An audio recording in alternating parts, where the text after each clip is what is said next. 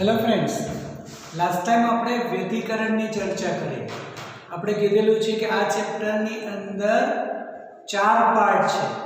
પહેલો પાર્ટ તરંગાગ્રહ કે જેમાં આપણે હેગેસનો સિદ્ધાંત જોયો અને તેને રિલેટેડ આપણે તેના પરાવર્તન અને વક્રીભવનની માહિતી પણ લીધી. સેકન્ડ પાર્ટમાં કીધું આપણે વ્યતિકરણ કે વ્યતિકરણની ઘટના. તો વ્યતિકરણ મતલબ બે તરંગોના સંપાતીકરણથી ઉદ્ભવતી અસર કે જેમાં આપણે સહાયક વ્યતિકરણ અને વિનાશક વ્યતિકરણની શરત પણ લીધી અને તેના પદ તફાવતનું સમીકરણ લીધેલું છે. અને એ જ પદ તફાવતના સમીકરણ પરથી આપણે બે સમીકરણ કીધા છે કે સહાયક વ્યતિકરણ એટલે કે પ્રકાશિત શલાકા માટે અને વિનાશક વ્યતિકરણ એટલે કે અપ્રકાશિત શલાકા માટે. તો જો આપણે એ વ્યતિકરણની ઘટનાને આપણે જો અત્યારે થોડું રિવાઇઝ કરીએ તો વ્યતિકરણ જે આપણે કીધું છે કે એના બે ભાગ છે કે સહાયક વ્યતિકરણ અને વિનાશક વ્યતિકરણ. તો આપણે કહીએ સહાયક વ્યતિકરણ, વિનાશક વ્યતિકરણ. સહાયક એટલે કહી શકાય કે ત્યાં પ્રકાશિત શલાકાઓ, વિનાશક મતલબ અપ્રકાશિત શલાકા માટે છે. અને બંને માટે પદ તફાવતનું સમીકરણ આપણે કહીએ છીએ x small d upon capital D. પ્રકાશિત માટે કહીએ n લેમ્ડા, જ્યાં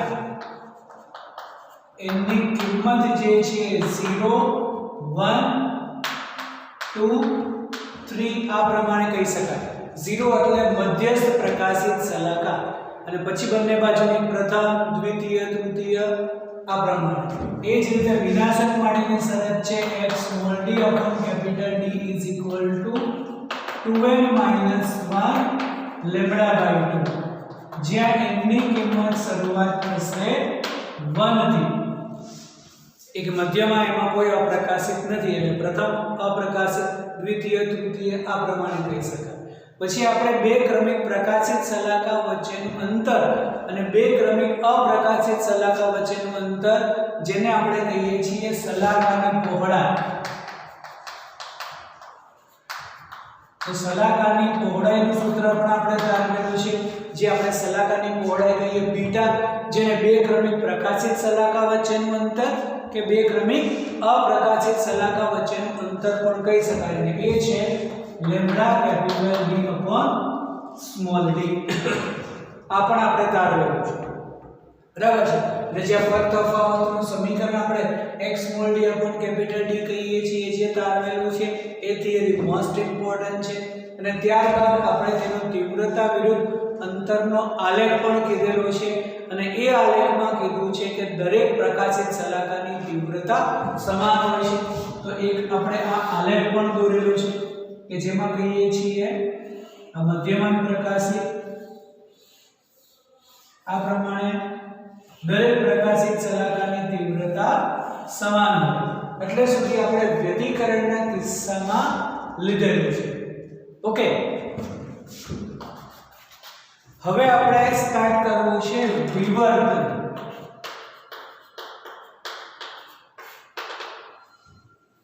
વ્યતિકરણને ઇંગ્લિશમાં કહી શકાય ઇન્ટરફિયરન્સ અને આને વિવર્તનને કહેવાય ડિફ્રેક્શન. તો વિવર્તનનું અવલોકન સૌપ્રથમ ગ્રીમાલ્ડી નામના વૈજ્ઞાનિકે કરેલું છે અને તેના અવલોકન મુજબ એક સાદી ભાષામાં જો વિવર્તન આપણે કહીએ તો એવું કહી શકાય કે અડચણની ધાર પાસેથી પ્રકાશના કિરણને વાંકા વળવાની ઘટનાને વિવર્તન કહેવાય. ફરી વખત, અડચણની ધાર પાસેથી પ્રકાશના કિરણને વાંકા વળવાની ઘટનાને વિવર્તન કહે છે.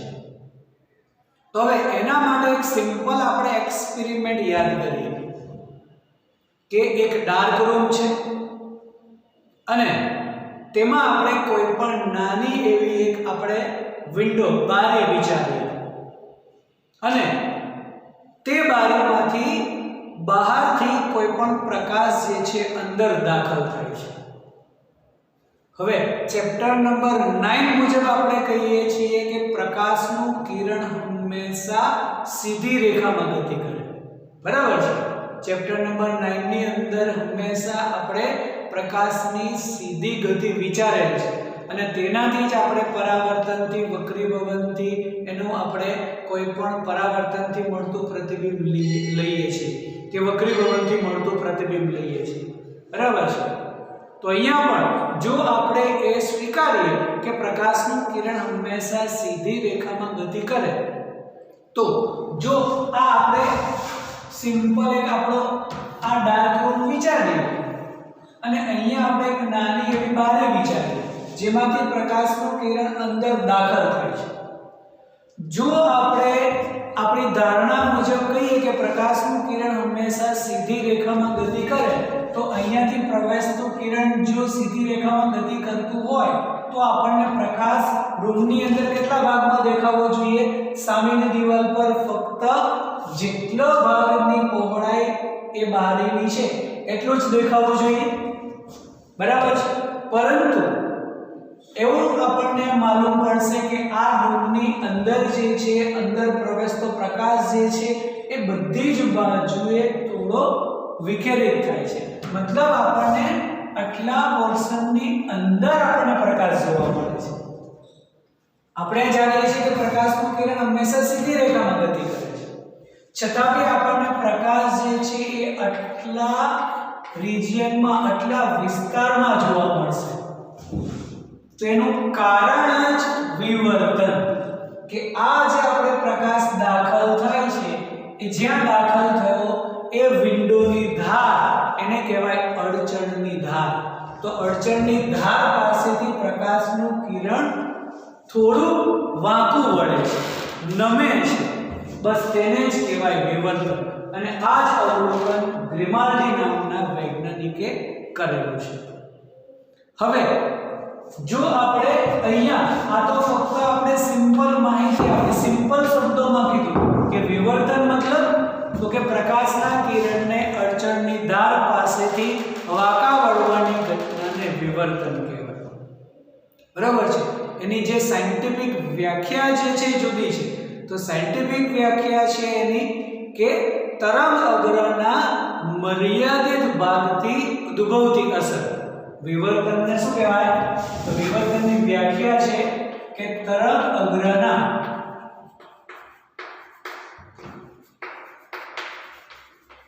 મર્યાદિત ભાગથી ઉદ્ભવતી અસરને વિવર્તન. તો તરંગનો મર્યાદિત ભાગ મતલબ આ જે આપણે કહીએ કે પ્રકાશનું કિરણ, તો પ્રકાશનું કિરણ જે છે એવા તો ઘણા બધા પ્રકાશના કિરણ આવતા હશે, એટલે કે તરંગઅગ્ર મોટું તરંગઅગ્ર હશે, એમાંથી પસાર કેટલું થયું? નાનું એવું જ તરંગઅગ્ર. તેનાથી જે આ અસર ઉદ્ભવે છે તેને કહેવાય વિવર્તન. એટલે આ થશે તેની સાયન્ટિફિક વ્યાખ્યા કે તરંગઅગ્રના મર્યાદિત ભાગ.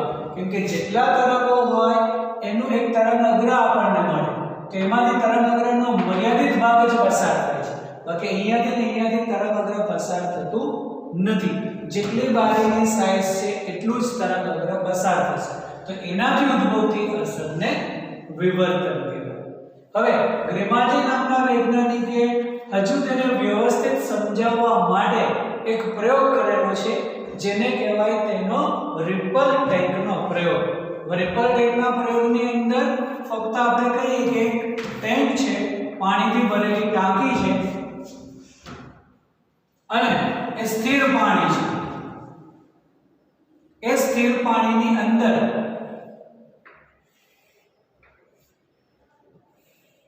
એક મીણના બોક્સ મૂકેલા છે ઉપર, જે પાણીની સપાટીને સ્પર્શે એ રીતે. લા મીણના બોક્સ છે અને અહીંયા કોઈ પણ એક નાની એવી લાકડાની પટ્ટી મૂકેલી છે. આ છે અને એ જે છે એ પણ પાણીની સપાટીને સ્પર્શે એ રીતે, અને પછી તેને પાણીની સપાટીને લંબ દિશામાં દોલનો આપવાના છે. એટલે કે આપણે જો ઉપરથી જોતા હોઈએ તો આપણે આ સ્વરૂપે લાકડાની પટ્ટી મૂકીએ તો તેને ઉપર નીચે પાણીની સપાટીને લંબરૂપે દોલનો કરાવે એટલે તરંગો ઉદ્ભવશે. એ તરંગોમાંથી બધા જ કણોમાંથી પસાર થતું એક પૃષ્ઠ એટલે કે તરંગ અગ્ર. તો આ એક તરંગ અગ્ર છે. આ તરંગ અગ્ર એટલે સુધી આવશે, ત્યારબાદ એવું કહી શકાય કે આ તરંગ અગ્રનો નાનો ભાગ જ આમાંથી પસાર થશે. જો એ તરંગ અગ્રની તરંગ લંબાઈ આપણે લેમ્બડા કહીએ અને આ જે બોક્સ છે તેના વચ્ચેના અંતરને આપણે d કહીએ, તો આ d વિભાગમાંથી જ તરંગ અગ્ર પસાર થશે. તો આપણું અવલોકન શું કે જે તરંગો ઉદ્ભવશે એમાંથી ફક્ત આટલું જ તરંગ આપણને જોવા મળશે નહીં, પરંતુ એવું જોવા મળશે કે જે ધાર છે ત્યાંથી આમ તરંગો જે છે એ થોડા બેન્ડ થશે, વાંકા વળેલા થશે. આ પ્રમાણે આપણને તરંગો થશે. પહેલા જે તરંગ અગ્ર જે સીધું છે, ત્યારબાદ તરંગ અગ્ર થોડું અમસ્તું રાઉન્ડ વળે છે, થોડું વંકન થાય છે એવું કહી શકાય. તો અહીંયા આ જે d છે એને આપણે અત્યારે કહીએ કે જે પહોળાઈ છે, જે અંતર છે બે બ્લોક વચ્ચેનું, જેને આપણે પહોળાઈ કહીએ, તો એ તરંગ લંબાઈના 5 ગણા જેટલું છે ઉદાહરણ. પછી બીજા પ્રયોગની અંદર તેણે અવલોકન કરેલું છે કે કન્ડિશન આની આ ફક્ત આપણે આ જે જગ્યા છે એને ઓછી કરી દઈએ, એટલે કે મીણના બોક્સની સાઈઝ વધારી દઈએ, આ જે જગ્યા છે ઓછી કરીએ અને d 2 લેમ્બડા. બાકીની બધી જ કન્ડિશન સરખી. જે તરંગ અગ્ર ઉદ્ભવે છે એની તરંગ લંબાઈ લેમ્બડા છે. હવે શું થશે? તો આટલા ભાગમાંથી જ તરંગ અગ્ર પસાર થશે. તો એ તરંગ અગ્ર પસાર થશે તો આપણને પહેલાના કરતા વધુ પ્રમાણમાં વાંકું વળેલું જણાશે. બરાબર છે? તો અહીંયા એવું કહી શકાય કે અહીંયા લેમ્બડા અને d નો ગુણોત્તર શું થશે? તો લેમ્બડા upon d કરીએ તો આ થશે 1/5. 1/5 એટલે 0.2 થશે. ઓકે, ચલો અહીંયા લેમ્બડા upon d શું થશે? તો અહીંયા લેમ્બડા upon d કરીએ 1/2. 1/2 એટલે 0.5.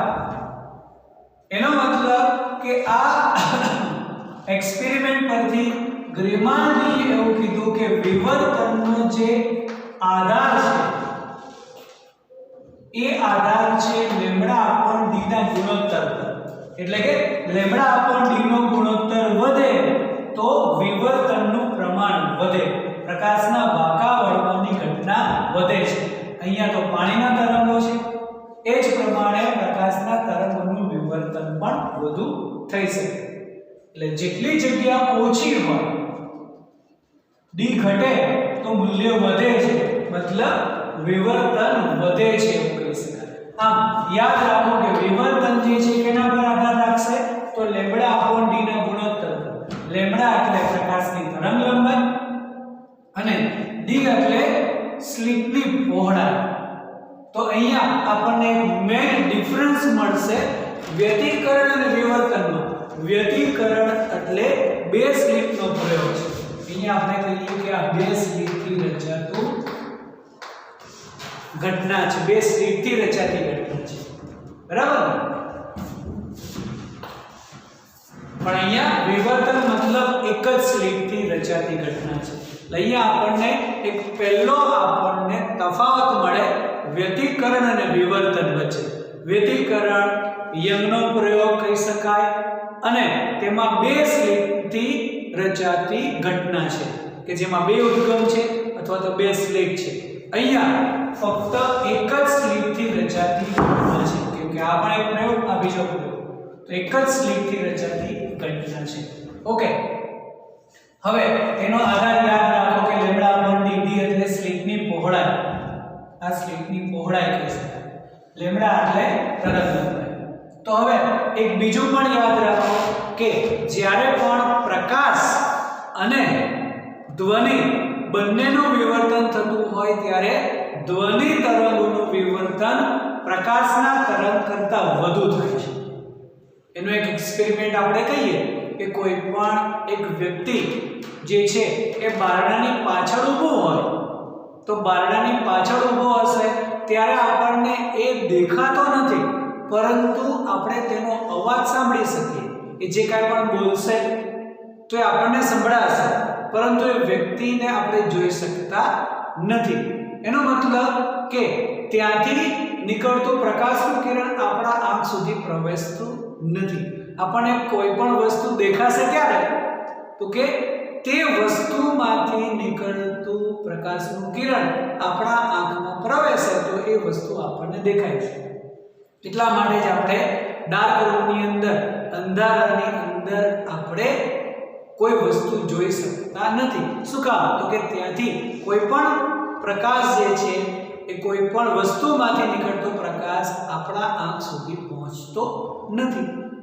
બરાબર છે તો એ વ્યક્તિ આપણે જોઈ શકતા નથી એનો મતલબ કે એમાંથી નીકળતા કિરણો આપણી આંખ સુધી પહોંચતા નથી પરંતુ એ જે કાંઈ પણ બોલે છે ધ્વનિ કાઢે છે એ ધ્વનિ જે છે આપણા કાન સુધી પહોંચે છે અને આપણે સાંભળી શકીએ છીએ મતલબ ધ્વનિ તરંગોનું વિવર્તન પ્રકાશના વિવર્તન કરતાં વધારે છે આ એક યાદ રાખો હવે એમાં એક વધારાનો ડિફરન્સ પણ કહી શકાય કે ધ્વનિ તરંગો એટલે જે છે એ સંગત તરંગો છે અને પ્રકાશના તરંગો એ લંબગત તરંગો પણ છે બરાબર છે તો આમ વિવર્તન બંને તરંગોનું થશે એ ધ્વનિ તરંગોનું પણ વિવર્તન થશે અને પ્રકાશના તરંગોનું પણ વિવર્તન થાય છે પરંતુ ધ્વનિ તરંગોનું વિવર્તન પ્રકાશના વિવર્તન કરતાં વધારે થાય છે હવે અહીંયા આપણે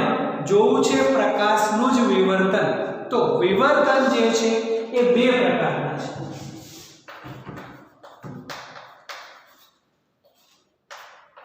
છે બે જુદા જુદા વૈજ્ઞાનિકોએ તેનું અવલોકન કરેલું છે આથી વિવર્તન પણ બે પ્રકારના છે એક કહી શકાય ફ્રેનલ વિવર્તન એટલે ફ્રેનલ નામના વૈજ્ઞાનિકે કરેલું છે બીજું ફ્રોનહોફર વિવર્તન ચલો ફ્રેનલ વિવર્તનમાં કહી શકાય કે સ્લિટ અને ઉદ્ગમ વચ્ચેનું અંતર અને સ્લિટ અને પડદા વચ્ચેનું અંતર પરિમિત હોય એટલે અહીંયા અંતર જે છે એ પરિમિત છે પરિમિત મતલબ જે આપણે માપી શકીએ તો ઉદ્ગમ થી સ્લિટ નું અંતર અને સ્લિટ થી પડદાનું અંતર પરિમિત છે આથી તે ફ્રેનલ વિવર્તન તો ફ્રોનહોફર ની અંદર ઉદ્ગમ અને સ્લિટ વચ્ચેનું અંતર અનંત અને સ્લિટ અને પડદા વચ્ચેનું અંતર પણ અનંત છે એટલે અહીંયા જે અંતર જે છે એ અનંત અંતર છે જો આના માટેની ફક્ત આપણે આકૃતિ વિચારવી હોય તો એવું કહી શકાય કે ધારો કે આ કોઈ પણ એક સ્લિટ એટલે કે જે આપણે જે કાર્ડબોર્ડ યંગના પ્રયોગની અંદર બે સ્લિટ બનાવેલી છે કાર્ડબોર્ડમાં વચ્ચે જગ્યા છે એને આપણે દ્વિપરિમાણમાં આ સ્વરૂપે લઈ શકાય તો અહીંયા કોઈ પણ એક ઉદ્ગમ અને તેમાંથી ઉદ્ભવતા તરંગો હવે આ ઉદ્ગમ કોઈ પણ હોઈ શકે બિંદુવત હોય અથવા તો રેખીય હોય મતલબ ફ્રેનલ વિવર્તન જે છે એ બંને માટે શક્ય બનશે બંને પ્રકારના તરંગ અવરોધ મતલબ એ ગોળાકાર કે લંબગત બંનેમાં ગોળાકાર કે એવા નળાકાર ગોળાકાર અથવા નળાકાર તરંગ અગ્ર બંને માટે ફ્રેનલ વિવર્તન છે તો આ ગોળાકાર અથવા નળાકાર તરંગ અગ્રનો ભાગ કહી શકાય અને એ જે તરંગો છે હવે અડચણની ધાર પાસેથી વિવર્તન પામી પાકા વળી અને પડદા પર પી બિંદુએ તેનું એક કહી શકાય કે સંપાતીકરણ થાય છે તો સંપાતીકરણની ઘટના એટલે હવે થઈ જશે ભેદીકરણ ફક્ત જ્યારે વાંકા વળે છે એટલા પૂરતું જ વિવર્તન ત્યારબાદ સંપાદીકરણ છે તો વિવર્તનની ઘટનાને લીધે અહીંયા આપણને પ્રકાશિત કે અપ્રકાશિત શલાકા જોવા મળશે એટલે વિવર્તનની અંદર પણ આપણને અહીંયા શલાકા જ જોવા મળશે બરાબર છે તો એનું સંપાદીકરણમાં પાછું વ્યતિકરણ આવશે એવું કહી શકાય કે અડચણની ધાર પાસેથી પ્રકાશના વાંકા વળવાની ઘટનાને વિવર્તન તરંગાગ્રહનો મર્યાદિત ભાગ જ પસાર થયો એટલે વિવર્તન થયું અને ત્યારબાદ તરંગોના સંપાદીકરણ એટલે વ્યતિકરણની ઘટનાને લીધે અહીંયા પ્રકાશિત કે અપ્રકાશિત શલાકાઓ આપણને જોવા મળે છે બરાબર છે તો આ થયું ફ્રેનલ વેવ ફ્રોનહોફરમાં કહીએ છીએ અંતર અનંત હોય એનો મતલબ કે આ કોઈ પણ આપણી સ્લિટ છે અનંત અંતરેથી આવતા તરંગો હંમેશા સમાંતર હોય એટલે કે તરંગ અગ્ર સમતલ હોય અને ત્યારબાદ વિવર્તન પામે છે અને એ જે તરંગ અગ્ર અનંત અંતરે રહેલા પડદા પર રચાશે હવે ચલો ઉદ્ગમનું અંતર અનંત હોય એ આપણે વિચારી શકીએ કે આવતા તરંગો જે છે સમાંતર હશે સમતલ તરંગ અગ્ર હશે પરંતુ પડદો જે અનંત અંતરે હોય તો અનંત અંતરે આપણને કયા અંતરે એવું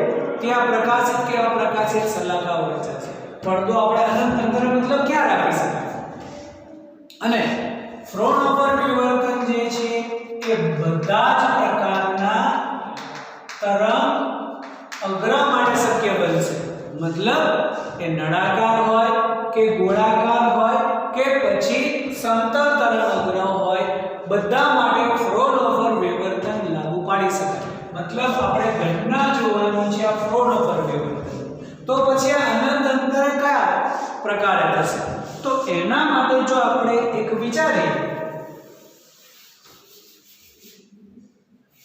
તો લેન્સના ઉપયોગથી આપણે આ પ્રક્રિયા કરાવી શકાય એનો મતલબ કે અહીંયા જો આપણે કહીએ તો કોઈ પણ ઉદ્ગમ એ આપણે લેન્સના કેન્દ્ર પર મૂકીએ મુખ્ય કેન્દ્ર પર તો મુખ્ય કેન્દ્રમાંથી આવતા કિરણો લેન્સમાંથી પસાર થયા બાદ કેવા થશે સમાંતર તો અહીંયા આ જે છે ગોળાકાર કે નળાકાર તરંગ અગ્ર હોઈ શકે અને આપણે કીધું છે કે જ્યારે પણ તે લેન્સમાંથી પસાર થશે એટલે સમતલમાં રૂપાંતર પામશે એટલે સમતલ તરંગ આ ગોળાકાર કે નળાકાર ત્યારબાદ વિવર્તન પામે છે તો અને એ પણ તરંગો જો લેન્સમાંથી પસાર થશે અને પડદાને આપણે આ લેન્સના મુખ્ય કેન્દ્ર પર મૂકીએ તો એ તરંગો અહીંયા સંપાદીકરણ થશે તો સંપાદીકરણથી આપણને વ્યતિકરણની ઘટનાને લીધે પ્રકાશિત કે અપ્રકાશિત શલાકા મેળવી શકાય બરાબર છે આ નળાકાર અને ગોળાકાર તરંગ સમતલમાં રૂપાંતર થશે અને બીજા લેન્સની મદદથી આપણે ત્યાં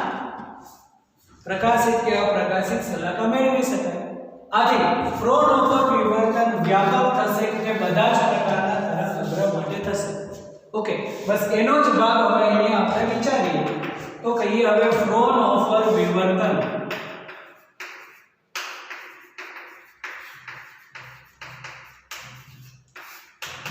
તો ફ્રોનહોફર વિવર્તન માટેની આકૃતિ આપણે કંઈક હવે આ પ્રમાણે વિચારી શકીએ કે આ કોઈ પણ આપણી એક સ્લિટ જે સ્લિટને નામ આપીએ આપણે AB તો એ AB ની પહોળાઈ જે છે આપણે સ્મોલ d તરીકે લેશું અને તેના પર આવતા સમાંતર તરંગો એટલે કે સમતલ તરંગ અગ્ર કઈ રીતે તો અહીંયા કોઈ પણ ઉદ્ગમ હોય એ ઉદ્ગમને બહિર્ગોળ લેન્સના મુખ્ય કેન્દ્ર પર મૂકેલું હોય જો આપણે આ આકૃતિ પાછી વિચારીએ તો આ પ્રમાણે કહી શકાય અહીંયા કોઈ પણ ઉદ્ગમ છે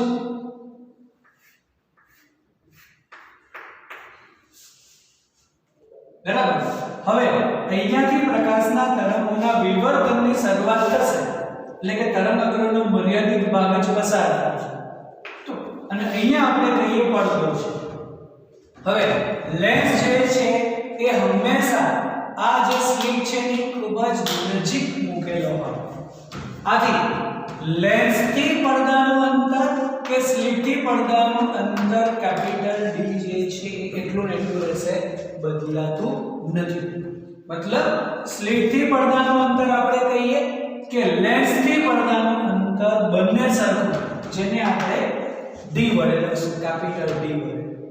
અને હવે જે આપણે અહીંયા કીધું છે કે અહીંયા પણ આપણને એની સામે પણ આપણને પ્રકાશ દેખાય છે અને આજુબાજુમાં પણ પ્રકાશ દેખાય છે.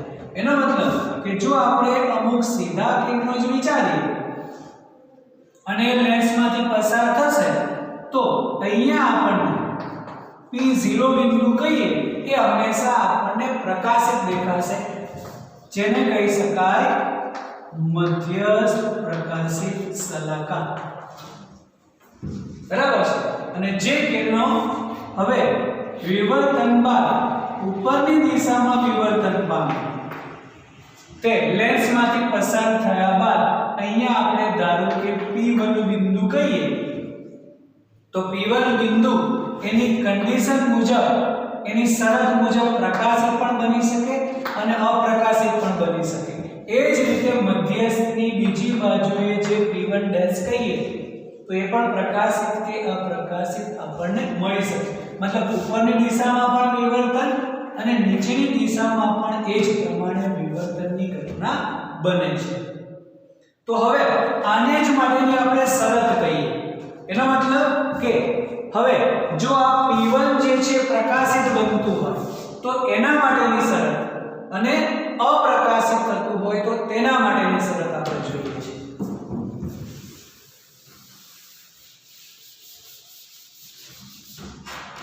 તો વિવર્તનની ઘટના માટે આપણે કહીએ પ્રકાશિત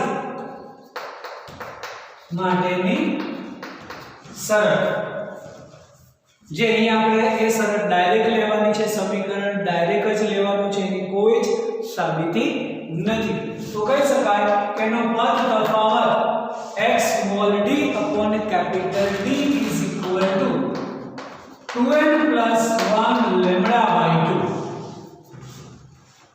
જ્યાં n is equal to 1 2 3 કહી શકાય. એટલે પ્રથમ પ્રકાશિત, દ્વિતીય પ્રકાશિત, તૃતીય પ્રકાશિત અને અહીંયા x upon d જે છે એને sin થીટા સ્વરૂપે પણ લઈ શકાય. એટલે કે અહીં x upon capital D is equal to sin theta, તો d sin theta is equal to 2n plus 1 lambda by 2 પણ લખી શકાય. જ્યારે થીટા આપેલો ખૂણો આપેલો હશે તો d sin theta, ન આપેલો હોય તો તેની જગ્યાએ x upon d પણ લખી શકાય. તો આ થઈ બંને જે છે એ પ્રકાશિત માટેની શરત છે. હવે યાદ કરો કે વિવર્તનમાં જે શરત અપ્રકાશિતની છે એ અહીંયા પ્રકાશિતની થશે. બસ ત્યાં 2n -1 લેમ્બડા બાય 2 છે વ્યતિકરણની અંદર, તો વિવર્તનની અંદર 2n + 1 લેમ્બડા બાય 2 છે. એનો મતલબ વ્યતિકરણમાં અપ્રકાશિત, તો વિવર્તનની પ્રકાશિત માટેની શરત છે. અને જો હવે આપણે અપ્રકાશિત શલાકા માટે કહીએ કે વ્યતિકરણ માટે અપ્રકાશિત શલાકા માટેની શરત, તો એ થશે x small d upon capital D is equal to n lambda. એનો મતલબ વ્યતિકરણમાં જે પ્રકાશિતની શરત છે એ વિવર્તનની અંદર અપ્રકાશિતની શરત છે. એટલે અહીંયા સમીકરણ જે છે ઇન્ટરચેન્જ થાય છે. ખાસ યાદ રાખો કે હવે કઈ ઘટના માટે આપણે ઇક્વેશન લખવાના છે. અહીંયા આપણે કહી દઈએ પહેલા કે જ્યાં n is equal to 1 2 3, અહીંયા બંનેમાં 1 થી શરૂઆત થશે, એટલે કે મધ્યસ્થ અધિકતમ જે છે એના માટેની કોઈ શરત અહીંયા મળતી નથી. એટલે બંને માટે n ની વેલ્યુ 1 થી શરૂઆત થશે કે પ્રથમ અપ્રકાશિત, દ્વિતીય અપ્રકાશિત, તૃતીય અપ્રકાશિત, આ સ્વરૂપ. બરાબર છે. તો અહીંયા બંનેના સમીકરણ ઇન્ટરચેન્જ, એટલે કે આપણે કઈ ઘટના ભણીએ છીએ, વ્યતિકરણની ઘટના છે તો એના માટેની પ્રકાશિત માટેની શરત થશે x small d upon capital D n lambda. વિવર્તન જોઈએ છે એમાં અપ્રકાશિત તો એક જ શરત x small d upon capital D is equal to n lambda, જેમાં અહીંયા પણ કહી શકાય કે d sin theta is equal to n lambda. એટલે x upon d જે છે એને આપણે sin theta સ્વરૂપે લખી શકાય. બરાબર છે. તો અહીંયા આ બંને શરત જે છે એ ડાયરેક્ટ લેવાની છે, એની કોઈ જ પ્રમાણેની સાબિતી નથી, પણ આના પરના દાખલાઓનું સોલ્યુશન થશે. MCQ નું સોલ્યુશન આપણે કરવાનું છે. ઓકે, તો આ બંને શરત ખાસ યાદ રાખો.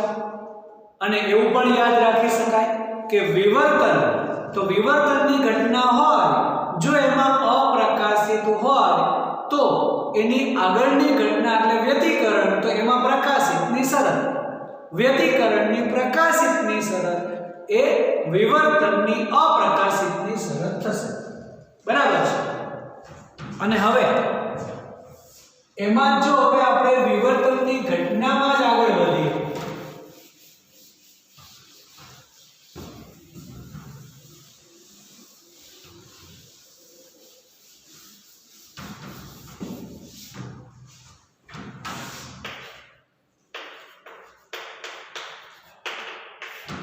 તો વિવર્તનની ઘટનામાં એવું પણ એક ઓબ્ઝર્વેશન કરેલું છે કે જે સલાકાની પહોળાઈ છે એ પણ સમાન નથી.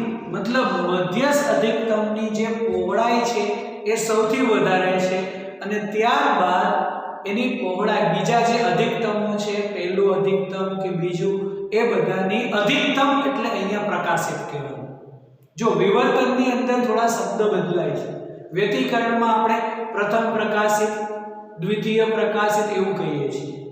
વિવર્તનની અંદર એ રીતે પણ કહી શકાય, અથવા તો પ્રથમ અધિકતમ, અધિકતમ એટલે પ્રકાશિત, દ્વિતીય અધિકતમ, તૃતીય અધિકતમ, મધ્યસ્થ અધિકતમ એટલે મધ્યમ, મધ્યમાન પ્રકાશિત.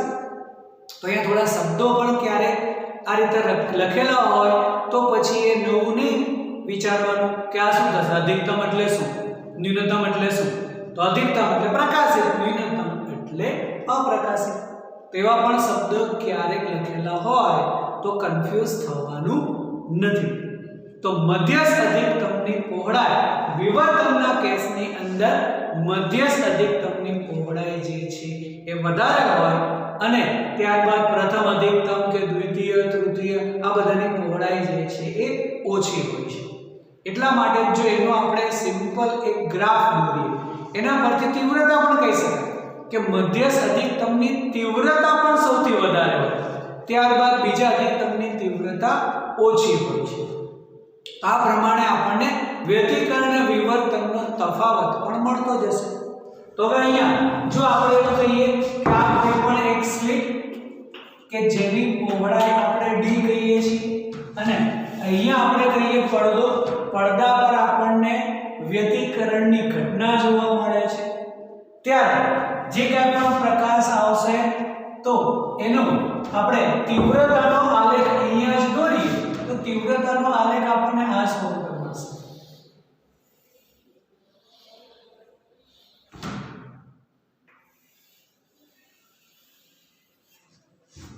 એટલે કે આ જે પડદા પર આપણે વિચારીએ તો આ જે થયું તે મધ્યસ્થ અધિકતમ, તો મધ્યમાન પ્રકાશિત આપણને દેખાશે. આ થયું પ્રથમ અધિકતમ, તો એની જે તીવ્રતા છે એ આપણને દેખાશે.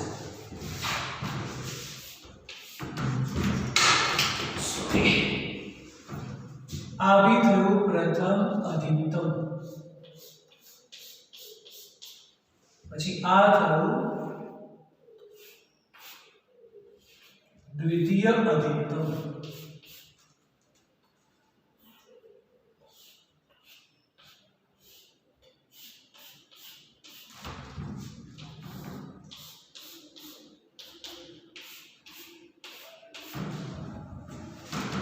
तो मध्यस्थ अधिकतम, प्रथम अधिकतम, द्वितीय अधिकतम, प्रथम अधिकतम, द्वितीय अधिकतम, आ प्रथम न्यूनतम बंने बाजू દ્વિતીય ન્યૂનતમ, એ જ પ્રમાણે તૃતીય ન્યૂનતમ, આ પ્રમાણે આપણને તેની ઘટનાઓ જોવા મળશે. એટલે કે આ પણ સલાહકાઓ છે. તો આ પ્રમાણે આપણને સલાહકાઓ વિવર્તન ભાગમાં જોવા મળે છે, જેમાં મધ્યસ્થ અધિકતમની તીવ્રતા સૌથી વધારે, ત્યારબાદ પ્રથમ અધિકતમ, દ્વિતીય અધિકતમ. તો પ્રથમ અધિકતમની તીવ્રતા મધ્યમાન કરતા ઓછી, દ્વિતીય અધિકતમની તીવ્રતા પ્રથમ કરતા ઓછી. આમ જેમ અધિકતમના ક્રમ વધે છે તેમ તીવ્રતા ઘટે છે એવું પણ કહી શકાય. આમ ધીમે ધીમે આપણને વ્યતિકરણ વિવર્તનના આપણને તફાવત પણ મળતા જશે. છેલ્લે આપણે તફાવતના મુદ્દાઓ પણ લખશું કે વ્યતિકરણ અને વિવર્તનનો તફાવત શું છે. ચલો હવે અહીંયા આપણે એક્સ્ટ્રા કેસ કરીએ કે આપણે કહીએ મધ્યસ્થ અધિકતમની પહોળાઈ તો બે રીતે લઈ શકાય. મધ્યસ્થ અધિકતમની કોણીય પહોળાઈ અને મધ્યસ્થ અધિકતમની રેખીય પહોળાઈ બંને આપણે જોયું છે. તો પહેલા આપણે કહીએ મધ્યસ્થ અધિકતમ, મધ્યસ્થ અધિકતમ માટેની પહેલા આપણે કહીએ કોણીય પહોળાઈ.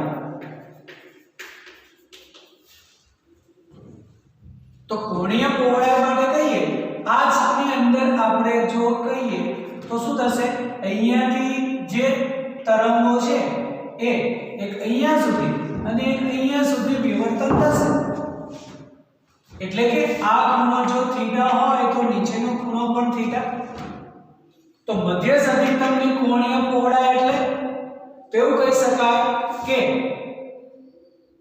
પડદા પર બંને બાજુએ પ્રથમ ન્યૂનતમ વચ્ચેનું કોણીય અંતર. મધ્યસ્થ અધિકતમની કોણીય પહોળાઈ એટલે પડદા પર રહેલા બંને બાજુના પ્રથમ ન્યૂનતમ વચ્ચેનું કોણીય અંતર. બરાબર છે, સમજાય છે? મધ્યસ્થ અધિકતમની કોણીય પહોળાઈ એટલે આપણે થીટા જોઈએ છે, એટલે કે બંને બાજુ થીટા છે તો કોણીય પહોળાઈ કહી શકાય 2 થીટા. તો 2 થીટાનો મતલબ શું? તો એવું કહી શકાય કે પડદા પરના બંને બાજુના પ્રથમ ન્યૂનતમ વચ્ચેનું કોણીય અંતર. હવે પ્રથમ ન્યૂનતમ એટલે થશે આ d sin theta is equal to n lambda. જો અપ્રકાશિત ન્યૂનતમ, અપ્રકાશિતને આપણે ન્યૂનતમ પણ કહી શકાય અને પ્રકાશિત માટે કહી શકાય અધિકતમ. ઓકે, તો બંને બાજુના ન્યૂનતમ વચ્ચેનું કોણીય અંતર, બંને બાજુના ન્યૂનતમ વચ્ચેનું કોણીય અંતર એટલે અહીંયાથી લઈ શકાય અપ્રકાશિતની શરત d sin theta is equal to n lambda. તો જો અહીં આપણે d sin theta is equal to n lambda, જ્યાં n is equal to તો 1 અને આ જે થીટા છે ખૂબ જ સૂક્ષ્મ હોય, થીટા સૂક્ષ્મ હોવાથી શું કહી શકાય, sin theta લગભગ થીટા. તો આ સમીકરણ થશે d theta is equal to lambda. મતલબ થીટા શું થશે, લેમ્બડા upon d. અને આપણે કીધું છે લેમ્બડા upon d પર જ વિવર્તનનો આધાર છે. તો હવે કોણીય પહોળાઈ જો કહીએ આપણે તો કોણીય પહોળાઈ 2 theta is equal to થશે 2 લેમ્બડા upon d. તો આ રીતે આપણને તેની કોણીય પહોળાઈ પણ મળે. ચલો હવે આપણે એની જ જોઈએ છે રેખીય પહોળાઈ. અને રેખીય પહોળાઈને આપણે બીટા 0 વડે લખીએ. મધ્યસ્થ અધિકતમની રેખીય પહોળાઈ એટલે કે આ અંતર કેટલું, કોણીય પહોળાઈ એટલે થીટાના સ્વરૂપમાં, ખૂણાના સ્વરૂપમાં, અને હવે રેખીય પહોળાઈ એટલે આ અંતર કેટલું થશે. એનો મતલબ આપણે કહીએ છીએ કે જે મધ્યસ્થ છે ત્યાંથી આ અંતર હોય છે x, તો આ પણ હોય x એટલે કે 2x અંતર થઈ જશે. બરાબર. અને સ્લિટ થી પડદા વચ્ચેનું જે અંતર છે એ આપણે કહીએ છીએ કેપિટલ D. તો હવે જો આપણે એવું કહીએ કે ખૂણો, તો ખૂણો એટલે 4/3 ત્રિજ્યા. એનો મતલબ થીટા ઇઝ ઇક્વલ ટુ શું થશે, x upon d. સમજાય છે? ખૂણો બરાબર ચાપ ભાગ્યા ત્રિજ્યા. તો પછી x શું થશે? Sorry, theta into D. અને થીટા એટલે કેટલું છે? Lambda upon D. તો x થશે lambda capital D upon small d. હવે એનું રેખીય અંતર ડબલ થઈ જશે ને 2x. તો શું કહી શકાય? બીટા 0 એટલે 2x અને 2x એટલે થશે 2 lambda capital D upon small d. આમ જે મધ્યસ્થ અધિકતમ છે એની રેખીય પહોળાઈ થશે 2 lambda capital D upon small d. અને હંમેશા મધ્યસ્થ અધિકતમની પહોળાઈ બાકી બધા જ અધિકતમ કરતા ડબલ થાય. જુઓ શું કહીએ છીએ આપણે? મધ્યસ્થ અધિકતમની પહોળાઈ હંમેશા બાકીના બધા જ અધિકતમની પહોળાઈ કરતા બમણી હોય છે. ચલો તો હવે અહીંયા વિચારીએ આપણે કે આ જે અંતર છે એ બાકીની બધી જ જે પ્રથમ અધિકતમ કહીએ કે દ્વિતીય અધિકતમ કહીએ કે તૃતીય અધિકતમ કહીએ તેના કરતા હંમેશા ડબલ હશે. ચલો તો હવે આપણે શું જોઈએ છે? ધારો કે આપણે કહીએ દ્વિતીય અધિકતમની પહોળાઈ. તો દ્વિતીય અધિકતમ એટલે આ દ્વિતીય ન્યૂનતમ થશે. જુઓ આ પ્રથમ ન્યૂનતમ, દ્વિતીય ન્યૂનતમ અને તૃતીય ન્યૂનતમ સમજાય છે આલેખની અંદર. આ મધ્યસ્થ અધિકતમની બંને બાજુએ દ્વિતીય ન્યૂનતમ છે. આ પ્રથમ અધિકતમ છે, આ દ્વિતીય ન્યૂનતમ છે, આ દ્વિતીય અધિકતમ છે અને તૃતીય ન્યૂનતમ છે. એનો મતલબ બીજા અધિકતમની પહોળાઈ જોઈતી હોય તો એ થશે બીજું ન્યૂનતમ અને ત્રીજા ન્યૂનતમ વચ્ચેનું અંતર. ક્લિયર? બીજા અધિકતમની પહોળાઈ એટલે કે જે બીજી પ્રકાશિત છે તેની પહોળાઈ એટલે શું થશે? બીજું ન્યૂનતમ અને ત્રીજા ન્યૂનતમ વચ્ચેનું અંતર. તો હવે આપણે વ્યાપક સ્વરૂપે કહીએ તો કોઈ પણ અધિકતમની પહોળાઈ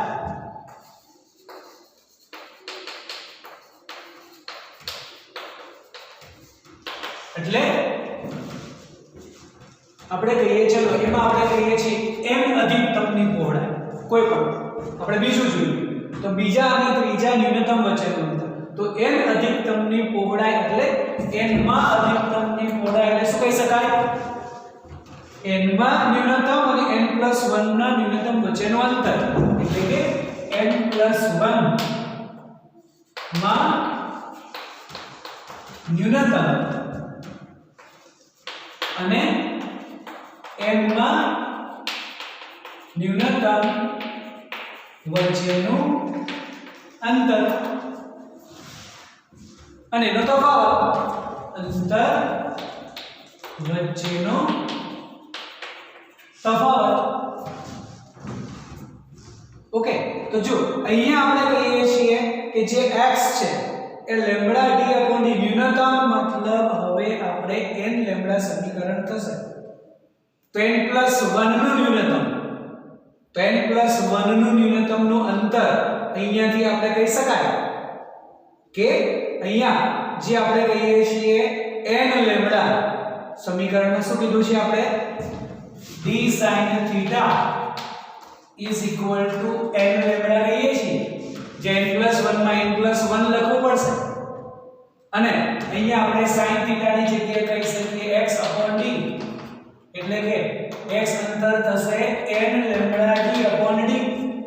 ઓકે, તો n+1 માટે શું કહી શકાય? n+1 lambda d upon d minus n નું ન્યૂનતમ એટલે કે n lambda d upon d. સમજાય છે કે નહીં? આ ન્યૂનતમનું શરત છે, એમાં આપણે x અંતર કહીએ છીએ. તો હવે આ જો સમીકરણને આપણે એનો કૌંસ ખોલીએ તો આ થશે n lambda d upon d plus lambda d upon d minus n lambda d upon d. આ તો કેન્સલ, પ્લસ માઈનસ તો શું થયું? Lambda d upon d. જો એને આપણે ફક્ત બીટા કહીએ તો હવે b0 ને b જુઓ શું થશે? આ b કહી શકાય તો શું મળ્યું? મતલબ મધ્યસ્થ અધિકતમની પહોળાઈ હંમેશા કોઈપણ અધિકતમની પહોળાઈ કરતા બમણી હોય, બરાબર છે। પછી આપણે કહીએ છીએ કે એની તીવ્રતા ઘટતી જશે। તો હવે આપણે જો વ્યતિકરણ અને વિવર્તન વચ્ચેનો તફાવત કેવો હોય તો હવે જે બોલું છું એ પ્રમાણે તમારે લખતું જવાનું। વ્યતિકરણ લખો, વિવર્તન લખો। વ્યતિકરણમાં પહેલો પોઈન્ટ શું થશે? એવું કહી શકાય કે તે બે ઉદ્ગમોથી ઉદ્ભવતા તરંગોના સંપાતીકરણથી બનતી ઘટના છે। વિવર્તનમાં એક જ ઉદ્ગમ કે તરંગગ્ર થી રચાતી ઘટના છે। વિવર્તન વ્યતિકરણની અંદર બધી જ શલાકાઓની પહોળાઈ સમાન છે। વિવર્તનમાં મધ્યસ્થ અધિકતમની પહોળાઈ સૌથી વધારે છે અથવા તો બધી જ શલાકાઓની પહોળાઈ સમાન નથી। ત્રીજો પોઈન્ટ, વ્યતિકરણની અંદર બધી જ શલાકાઓની તીવ્રતા સમાન છે। તો વિવર્તનમાં મધ્યસ્થ અધિકતમની તીવ્રતા સૌથી વધારે, ત્યારબાદ અધિકતમના ક્રમ વધતા તીવ્રતા ઘટતી જાય છે, બરાબર। પછી કહી શકાય છેલ્લા પોઈન્ટની અંદર કે વિવર્તનની અંદર અપ્રકાશિત શલાકા સંપૂર્ણ અપ્રકાશિત છે, પરંતુ વ્યતિકરણની અંદર અપ્રકાશિત શલાકા સંપૂર્ણ અપ્રકાશિત છે। તો વિવર્તનની અંદર અપ્રકાશિત શલાકા સંપૂર્ણ અપ્રકાશિત નથી। એનો મતલબ અહીંયા આપણને થોડો ઝાંખો એવો પ્રકાશ મળે છે, પરંતુ આ જે તીવ્રતા છે એના કરતાં થોડી ઓછી હોય। તો વિવર્તનની અંદર અપ્રકાશિત શલાકા સંપૂર્ણ અપ્રકાશિત નથી। આ ચાર મુદ્દા જે છે યાદ રાખવા। વ્યતિકરણ અને વિવર્તન વચ્ચેના જે ક્યારેક પૂછાઈ શકે કે બંને વચ્ચેનો તફાવત જણાવો, તો કોઈ પણ થિયરીઝ ના પૂછાય વ્યતિકરણ વિવર્તનની અંદર, ફક્ત તફાવત પૂછાશે તો બંને ઘટના યાદ હશે તો જ આપણે તેનો તફાવત લખી શકાય। ફરીથી જો આપણે ફરી વખત એકદમ રિવિઝન કરીએ એના તફાવતનું, તો શું કહીએ છીએ? વ્યતિકરણ વિવર્તન બે તરંગો કે બે તરંગગ્રહથી ઉદ્ભવતી ઘટના, એક જ તરંગગ્રહ એક જ સ્લિટથી બનતી ઘટના છે। પછી દરેક શલાકાની પહોળાઈ સમાન છે, અહીંયા દરેક શલાકાની પહોળાઈ સમાન નથી, મધ્યસ્થની સૌથી વધારે છે। તીવ્રતા સમાન છે, તીવ્રતા સમાન નથી। અપ્રકાશિત સંપૂર્ણ અપ્રકાશિત છે, અહીંયા અપ્રકાશિત સંપૂર્ણ અપ્રકાશિત નથી, બરાબર છે। આ પ્રમાણે આપણે વિવર્તનની ઘટના લઈ શકાય।